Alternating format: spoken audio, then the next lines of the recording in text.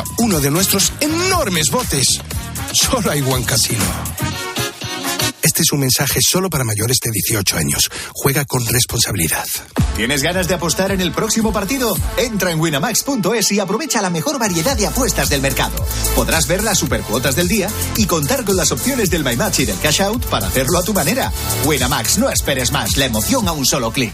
Winamax, las mejores cuotas. Juega con responsabilidad, solo para mayores de 18 años. Gonzalo Miró, del 1 al 10, ¿cuánto de aburrido fue el partido del Atleti? ¿Cuánto de aburrido? No fue aburrido. Qué difícil es contestar. Pues da un número, hijo, de 1 a 10. Pues da 0. ¿Cuánto de aburrido? No me parece aburrido. Pues 0. Un 10, vale, cero. Siguiente. Si no entendéis las preguntas, pasáis, por favor. Roberto Palomar, ¿a quién vendes antes? ¿A Rodrigo o a Vinicius? No entiende la pregunta. 0. A Rodrigo, si tuviera que vender antes a Rodrigo. Mónica Marchante, ¿estaría dispuesto Luis Enrique a volver al Barça? Me gusta que a Mónica solo le pregunta por Luis Enrique. Y un domingo sin Luis Enrique. Efectivamente. ¿Estaría dispuesto? No. Debe tener una ficha de PSG. Vale. Lama, ¿quién conduce mejor, Miguelito o tú? Joder, es que vaya pregunta. 0. No, la pregunta es, Lama, ¿alguien conduce mejor que tú en el mundo? Fernando Alonso, Verstappen... Pocos más. Joder, fíjate dónde se pone el listón. Se pone el listón. Miguelito es que tiene problemas para llevar los coches esos de la feria, de los coches de choque. Su noda no le llega ni a la suela del zapato. De verdad. Fouto, ¿qué sanción le pondrías al Sevilla por lo que ha dicho Pepe Castro a los árbitros? No entiendes la pregunta, 0. ¿verdad? Vale. 0 también. ¿Qué sanción? Pues yo qué sé, da igual. Pues di un número, hijo. Pues chico. 0. 600 euros. Pero es que te está preguntando un oyente, Fausto, no sé. 600 euros le pondría, 600 euros. Vale. Paco, ¿se le está poniendo al Cádiz cara de segunda? Di que sí. Me temo que sí. Me temo miedo. El primer paso para salvarse. Ahora queda Mallorca y Vigo. En una semana te lo contesto ya con certeza. Vale, ¿es candidato aspirante o vaya partido? Vale. Ahora mismo es candidato. Vale, Ciro López, ¿crees que al Sevilla le puede pasar lo mismo que al Depor? No lo descarto. Así empezó el Depor. Bueno. Albelda, ¿es Unai Emery el mejor entrenador español más infravalorado en la actualidad? Yo creo que está valorado. A mí me parece un gran entrenador y que está valorado bastante bien. Oye, va cuarto, ¿no? Ha ganado el Tottenham. Sí.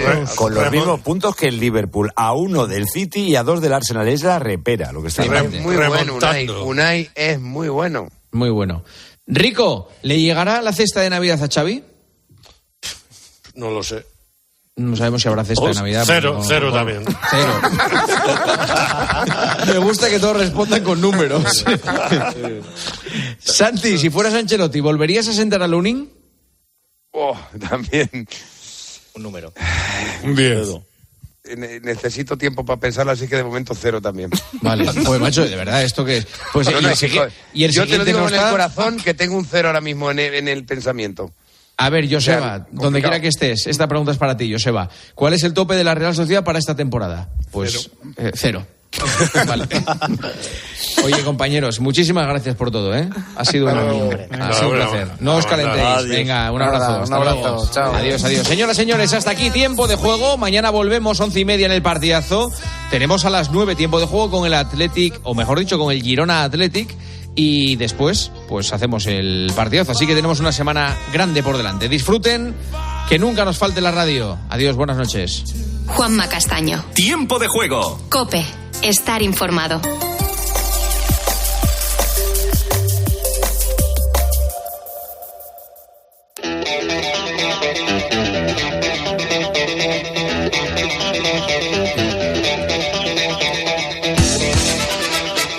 Hola, buenas noches. Bienvenidos. Esto es la noche de Arjona. Arrancamos una semana que concluirá con el mes de noviembre y arrancaremos la siguiente en diciembre. Del 27 al 3 de diciembre, sé bienvenido a este tiempo de radio. En la realización, el gran Enrique Ortiz.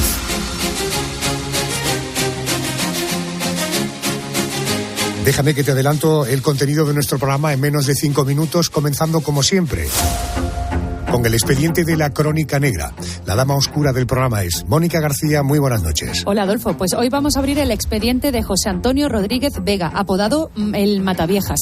Estamos hablando de un hombre que en menos de un año, entre agosto del 87 y abril del 88, mató a 16 mujeres con edades comprendidas entre los 60 y los 93 años. Todo ocurrió en Santander. Y entre las curiosidades del caso, Adolfo, déjame que te diga que fueron periodistas del diario Montañés los que iniciaron una investigación y llegaron a la conclusión de que había un asesino en serie en Santander. Ese fue el hilo inicial. Doña Luisa, por cierto, se salvó y así lo relató en su momento. Y yo no abría la puerta a nadie.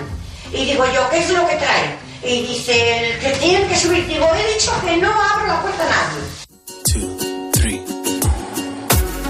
Después del expediente de la Crónica Negra vendrán las noticias de las 2, una en Canarias, y después el especial de esta semana. Carmen Cerván, muy buenas noches. Hola, Adolfo, buenas noches. Hoy vamos a hacer un viaje por el cuerpo humano, literalmente por el interior del cuerpo humano. Vamos a hablar de órganos vitales para entender por qué son tan vitales. Y lo haremos con la ayuda de las manos más expertas que salvan vidas. Cirujanos especialistas en el cerebro, el intestino y el corazón. Cuando te abra el pecho y saque tu corazón, hay una posibilidad real de que mueras aquí, en esta mesa. Afortunadamente, la mayoría de los que pasan por ese quirófano salvan su vida. Querido Pedro González, el dati de cuestión del programa, muy buenas noches. Querido Adolfo, muy buenas noches. Hay que ver lo que nos gusta a los españoles, hacer rimas sencillas. Y de eso me he percatado con una de las cuestiones que vamos a resolver esta noche. Me despierto por la mañana con los toques de campana. ¿Sabes lo que es un badajo? Eso que cuelga del interior de una campana. Calenturiento, que eres un calenturiento. Hoy vamos a averiguar cómo se fabrica una campana con su badajo debajo. Además, esta noche vamos a averiguar por qué algunos miembros de este equipo tienen esos problemas mentales que no entendemos. Contestaremos a la pregunta, ¿por qué empezamos a perder neuronas desde que nacemos? Y en aquellos maravillosos años, hoy nos vamos a remontar a 1984. Badajo incluido después del boletín de las 3:02 en Canarias en el porqué de las cosas. Yolanda Guirado, muy buenas noches. ¿Quién nos visita esta noche?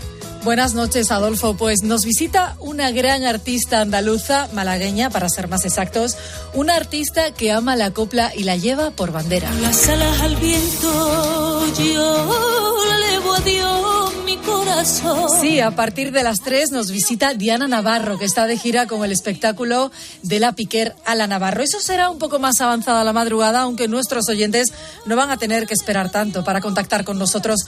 Pueden hacerlo desde ya, desde este momento. Pueden coger el móvil o la tablet. En las redes somos La Noche de Arjona y también pueden mandarnos una nota de voz al 650-564-504. Querido Andrés García, muy buenas noches. ¿Qué tal, Arjona? Muy buenas noches. Eres el Memorias del programa, por tanto, hoy nos vas a llevar a recordar exactamente qué. Exacto, pues qué pasaba una semana como esta, pero de hace justo un año, con el objetivo de poner a prueba la percepción del paso del tiempo de nuestros oyentes. Por ejemplo, una semana como esta decía adiós a la política Adolfo Suárez Illana, el hijo del presidente del gobierno, Adolfo Suárez. Este jueves, por cierto, se cumplirá un año de la muerte de Christine McVie, vocalista y teclista de la formación Fleetwood Mac. Ingresó en ella en 1970. Y también hablaremos de él, La Cuarta Hora, el último disco de Pablo Alborán, ya hace un año que lo publicó. Fue noticia recientemente precisamente por ser el más nominado a los Grammy Latino y no llevarse ningún Grammy Latino. Parece ser que no tiene suerte, Pablo.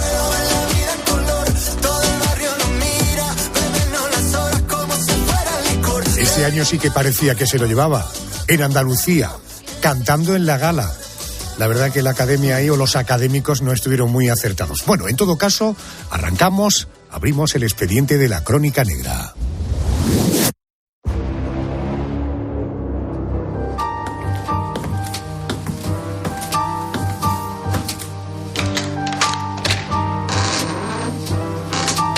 La Crónica Negra.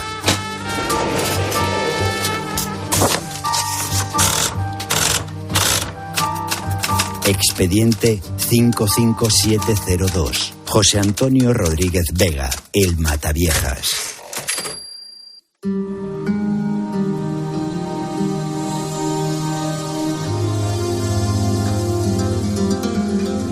Por su tono amable, sus formas educadas y su aspecto bonachón, cualquiera habría dicho que José Antonio era un buen tipo. Pero el de este hombre es un claro ejemplo de que las apariencias engañan. Siendo muy joven, a José Antonio Rodríguez Vega, su madre lo echó de casa por agredir a su padre enfermo e inmóvil en una cama. Aquello despertó en él un odio que volcó en otras mujeres a las que violó sin piedad. En 1978, a sus 21 años, fue detenido y enviado a prisión para cumplir una pena de 27 años, aunque apenas pasó 8 años entre rejas. Cuando recuperó la libertad, el violador se transformó en un asesino en serie. Sus víctimas siempre tenían el mismo perfil. Todas eran ancianas. Todas vivían solas. Antes de actuar, José Antonio estudiaba a cada una de ellas con detalle. Cuándo y dónde salían. Quiénes pasaban de visita por casa. Cuáles eran sus gustos, sus aficiones. Y entonces ponía en marcha su salvaje plan.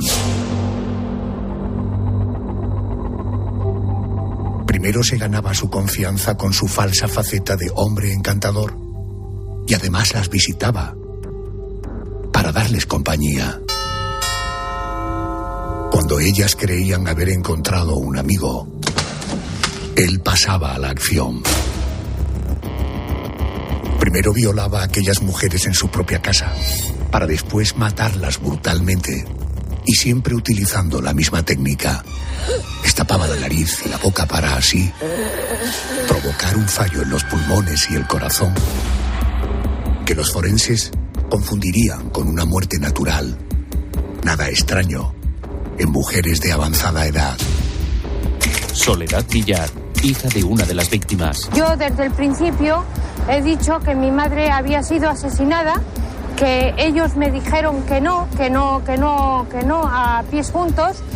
Todos me lo negaron, los forenses, la policía, y yo dije desde el principio siempre que mi madre la habían asesinado. Entre 1987 y 1988, violó y asesinó a 16 ancianas. Un historial que los presos de la cárcel donde cumplía condena no pasaron por alto. En 2002, el asesino era asesinado.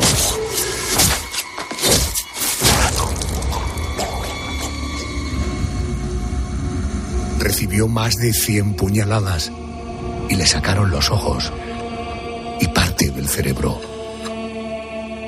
Es la historia de José Antonio Rodríguez Vega, apodado el Mataviejas.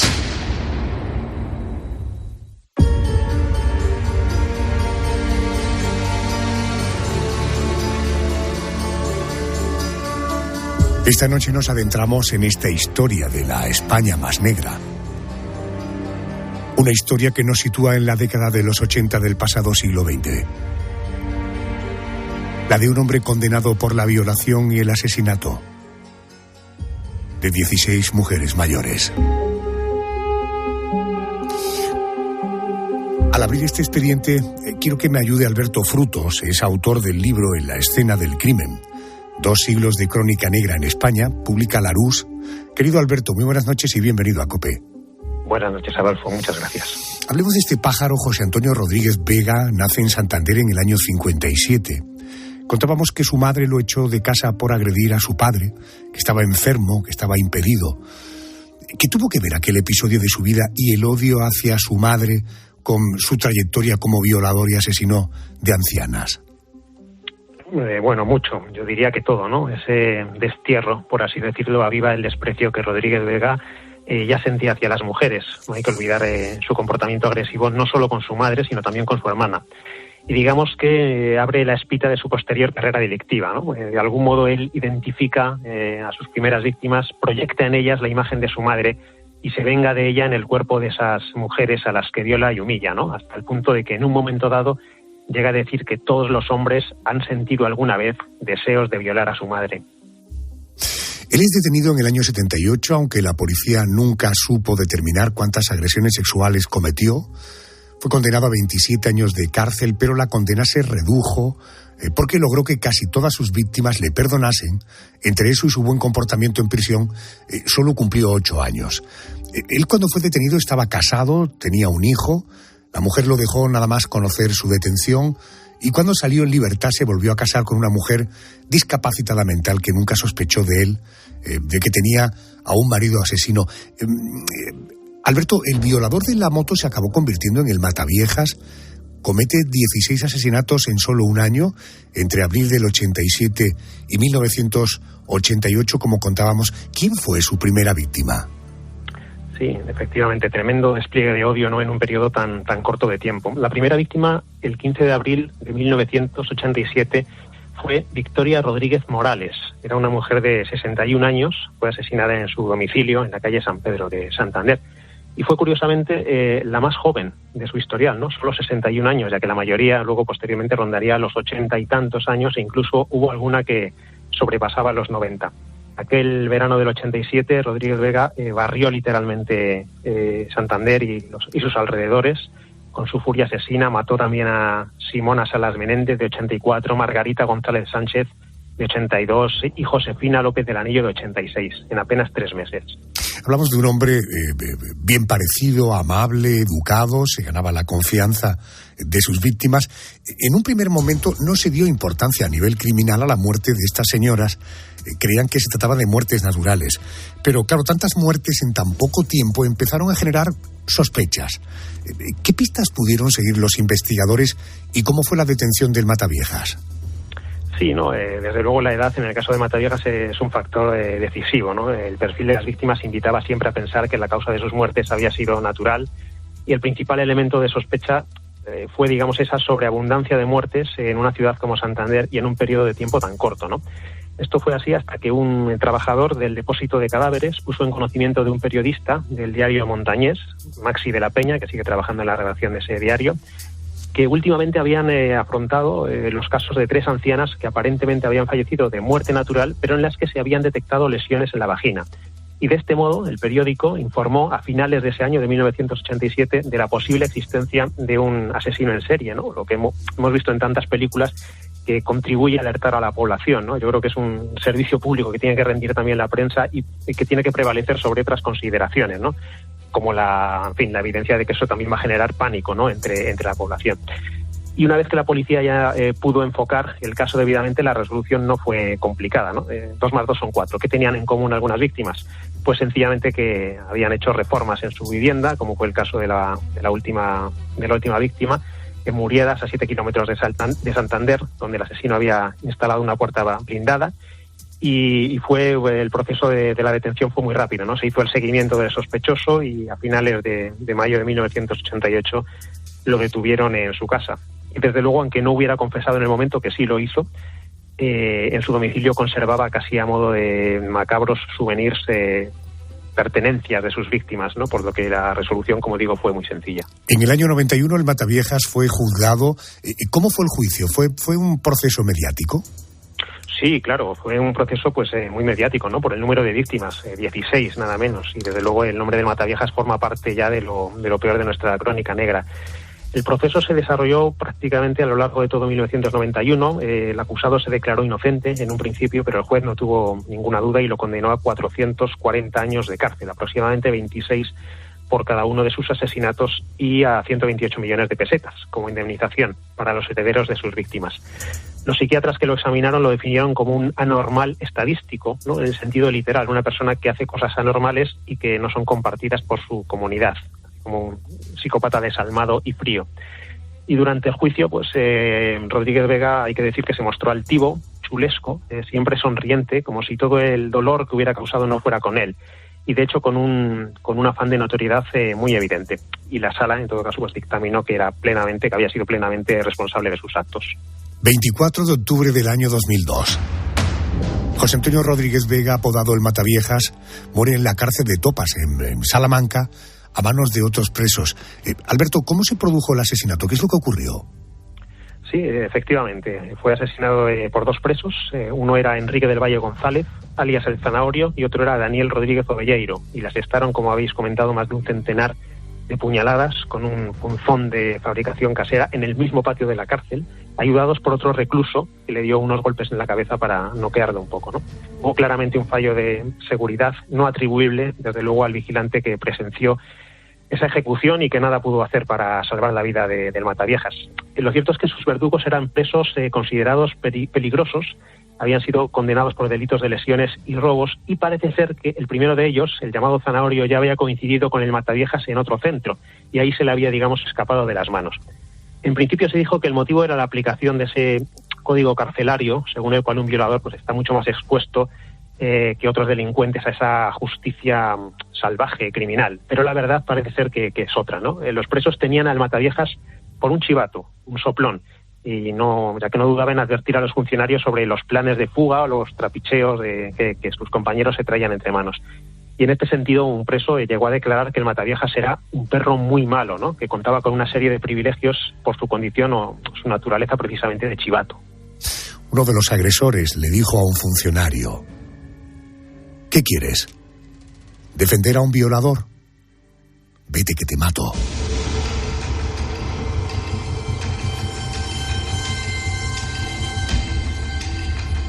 Si quieres más detalles de este y otros capítulos expedientes que forman parte de la crónica negra, de la historia de la crónica negra en nuestro país, muy recomendable, En la escena del crimen, 2 siglos de crónica negra en España, lo publica La Luz y lo firma Alberto Frutos. Gracias por atenderme, un abrazo, buenas noches. Muchas gracias a vosotros, un fuerte abrazo. El día que el Mataviejas fue detenido, la policía encontró en su casa una tétrica habitación. El rojo predominaba en la decoración y tenía expuestos los premios que se había llevado de la casa de cada una de sus víctimas.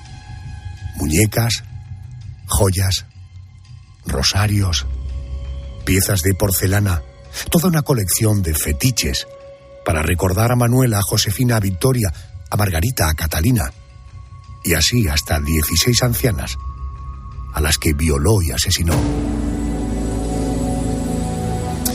Hablemos de esto de fetichismo, lo quiero hacer con la ayuda de un experto. Él es Juan Castilla, es psicólogo clínico. Doctor, muy buenas noches, bienvenido a COPE. Hola, muy buenas noches a todos. Juan, en el campo de la psicología, ¿qué es el fetichismo? ¿Cómo se define? Bueno, el fetichismo antropológicamente ha existido en todas las culturas y en muchos años de conseguir esos amuletos que te daban una fuerza y un poder especial, ¿no? Dentro de la psicología tendríamos que diferenciar lo que es el trastorno fetichista, que sería un poco esa situación patológica que pueden tener algunas personas, porque el fetichismo a día de hoy, en el componente social, si no conlleva una situación patológica o de disfunción a la persona que tiene esos fetiches o ese fetichismo, pues no se convierte en patológico, sino que se convierte en una situación normal, porque el fetichismo al final, ese fetiche lo que te provoca es una motivación, una motivación relacionada casi siempre con un tema de contexto sexual, pero que en principio lo tenemos que intentar diferenciar, ¿no? El fetichismo al final es que hay una excitación sensual intensa y recurrente por un objeto inanimado, como puede ser, pongamos, unos tacones o unos pendientes o algo similar, o una parte del cuerpo que no tenga ese componente genital en tema sexual, que puede ser un tobillo, puede ser un cuello, puede ser lóbulo. En definitiva sería un poco esa diferencia, ¿no?, entre lo que es normalizado, es decir, que me puede atraer, me puede motivar más un objeto, una parte del cuerpo de una persona, de lo que al final eso se puede convertir en un problema a la persona que lo sufre, que lo vive, o a terceras personas. Juan, por la definición que me hace, cuando hablamos de fetichistas patológicos, que normalmente tienen que ver con una conducta criminal y con crímenes de carácter sexual. Me hablaba de tacones, de pendientes. ¿No hay mujeres fetichistas que tengan esta condición también de conducta criminal asociada a crímenes de carácter sexual? Sí, lo hay en menor medida, pero lo hay. Sí que es cierto que el componente de asesino sexual o asesino en serie está relacionado con la psicopatía, y sí que es cierto que es más frecuente en el género masculino, ¿no? Pero son casos, un porcentaje muy bajo, ¿no? Entiendo. Hay que relacionar que porque a mí me guste un componente de una persona, es decir, que se ponga tacones en un acto sexual, no quiere decir que sea una persona que esté trastornada, sino que por un componente normalmente asociado a lo mejor a esos momentos de la madurez, de la adolescencia, que estabas madurando sexualmente y asocias una imagen con un elemento, pues eso te condiciona un poco en un futuro, una especie de atavismo de energía sexual para intentar estar más motivado en los actos sexuales, ¿no? Entiendo. El fetiche, ese objeto de culto, ¿de qué le sirve al fetichista? ¿Cuál es su función? Es como la gasolina, es el motor, es la maquinaria que te activa, ¿no? Es decir, la misma situación con la misma persona sin tu fetiche, pues puedes tener una relación sexual plena, que debería serlo, pero te provoca ese plus añadido porque es una situación especial. Esto es como cuando tenemos momentos especiales con la pareja, porque se transforma en una situación pues diseñada y pactada y consensuada y de sorpresa, pues eso te da un plus añadido para disfrutar más de la situación y de la compañía. Para terminar, señor Castilla, ¿el fetichismo es una conducta que se puede tratar en la consulta de un psicólogo? En principio sí, vienen pocos fetichistas porque hay pocos en la población que ese fetiche le condicione su vida, ¿no? Entonces, en principio, son situaciones que están en el contexto íntimo y en principio vienen muy pocos a la consulta. Pero claro que si una persona, por obsesionarse por los fetiches o por su fetiche, por no conseguir relaciones íntimas plenas y que le provoca un malestar, una obsesión y le afecta a su vida cotidiana, pues evidentemente la consulta de los psicólogos clínicos es el mejor sitio, porque es ahí donde tú puedes cambiar los comportamientos, las ideas y poder manejar la situación de forma mucho más práctica. Juan Castilla, gracias por ayudarnos a entender un poquito más sobre este curioso fenómeno que es el fetichismo y en este caso asociado a una conducta criminal. Señor, gracias por atenderme y buenas noches. A vosotros, buenas noches.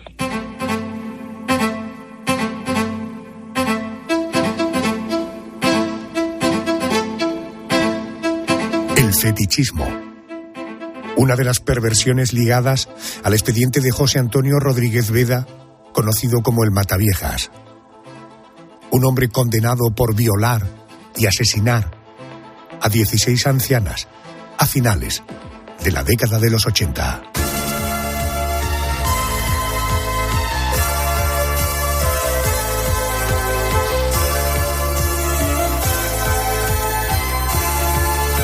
Cerramos nuestro expediente de la Crónica Negra. Vamos al boletín de las 2, 1 en Canarias. Saber qué está pasando en España y en el mundo. Ojo, porque después te voy a invitar a un viaje por el interior de tu cuerpo. Noticias y luego seguimos.